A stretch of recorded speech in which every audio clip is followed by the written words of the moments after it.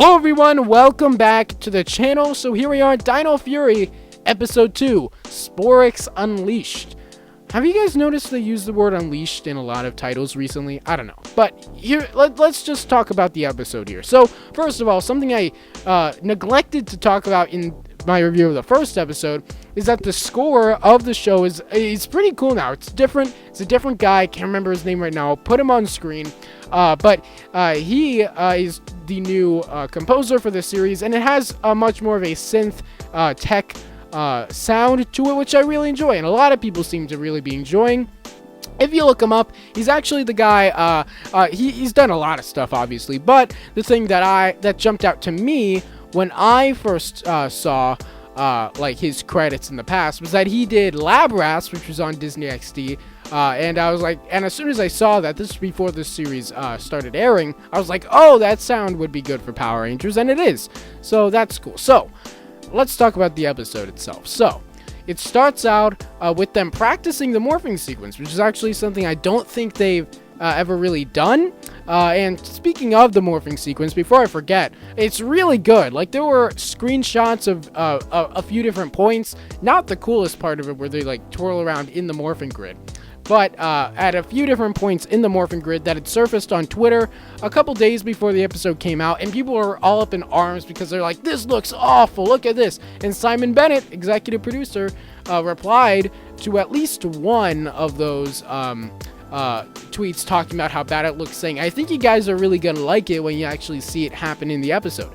And what do you know, as soon as the episode dropped, everyone was on Twitter just talking about how awesome the morphing sequence looks. And it does really look awesome, and it's great that they incorporated the morphing grid design that we saw in the previous episode, which looks great. It's probably the best way we've visualized the morphing grid before. Like, you know, in the 2017 movie, there was just kind of that glowing aura type thing, and then in Operation Overdrive, it actually kind of looked like a power grid, which was understandable but weird. And then there was the big giant rock basically that it looked like in Dino Thunder, which I didn't mind, but I really like how it looked in Dino Fury so far. So basically the episode follows Ollie and the rest of the gang kind of find Void Knight's tracer to find the Sporix, and Ollie has the idea of, oh, well, my mom is a scientist, she has a drone, we could attach this to a drone, send it up into the sky, find all the Sporix and collect them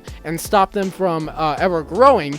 And basically everybody shuts this down and is like, look, I don't think we should be combining alien technology with human technology, that could be dangerous. And they just immediately shut it down, and they get mad at Ollie when he does it anyway. And obviously he shouldn't have done it anyway, but at the same time, Ollie's plan is a good plan, right? Like, they should have at the very least, like, you know, experimented with it a little bit, been cautious about it, but maybe, you know, gave it a shot instead of just being like, nah, that's too dangerous, let's not do it.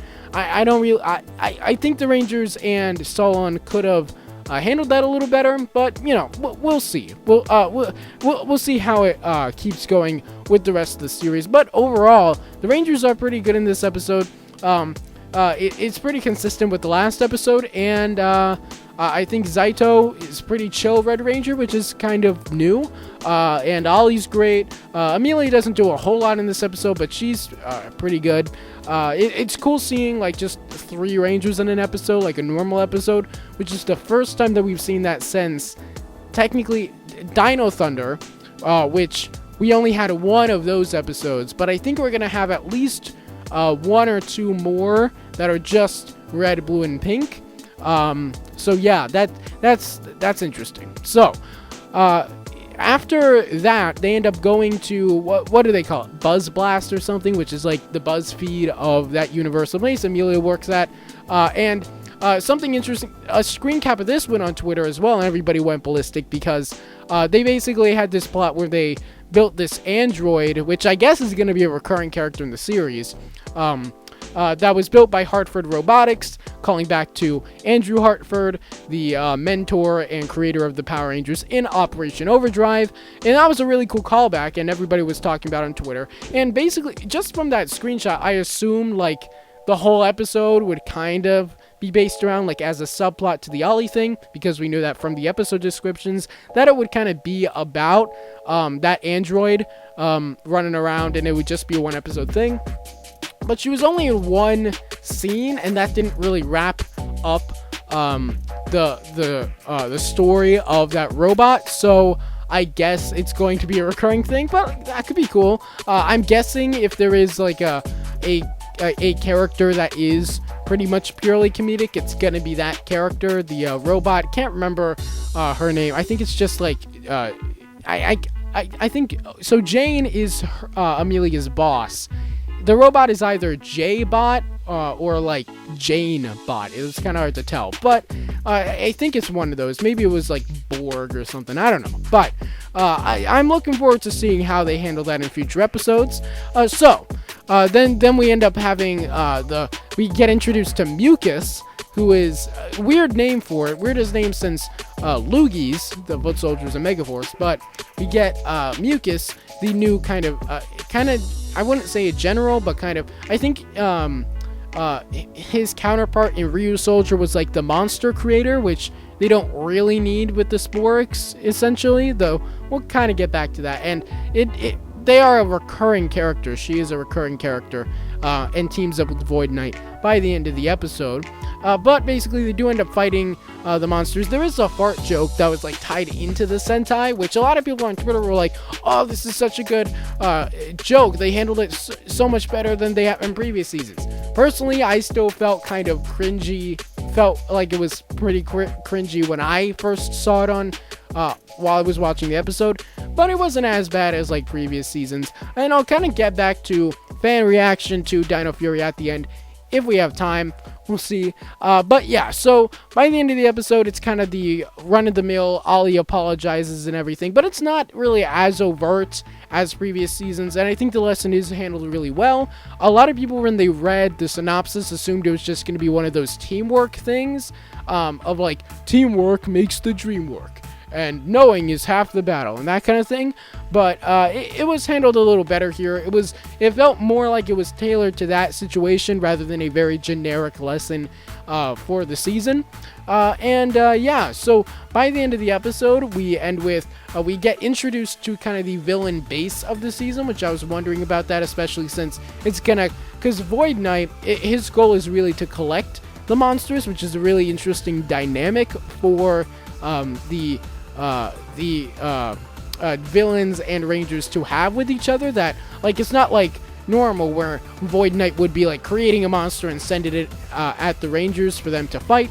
They're both after the monsters. In fact, in a way, Void Knight actually, interestingly enough, because the Sporix get more powerful after they're defeated, in a way, Void Knight actually has like a reason to let the Rangers beat the Sporix so that he can achieve his goal faster, which we don't know what his goal is exactly, but clearly he wants power to do something, because to him the Sporix are an energy source, not like he wants an army or he wants to destroy the Rangers or anything like that. In fact, the Rangers are kind of his friend in that way, which is pretty interesting.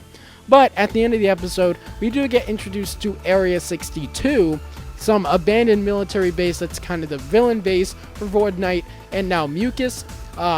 It's kind of interesting. It has like that kind of checkerboard linoleum floor that kind of reminds me of like a bowling alley or something. But besides that, it looks pretty cool, kind of run down place. It has like a jukebox looking thing at the back that's really like the energy harvester thing.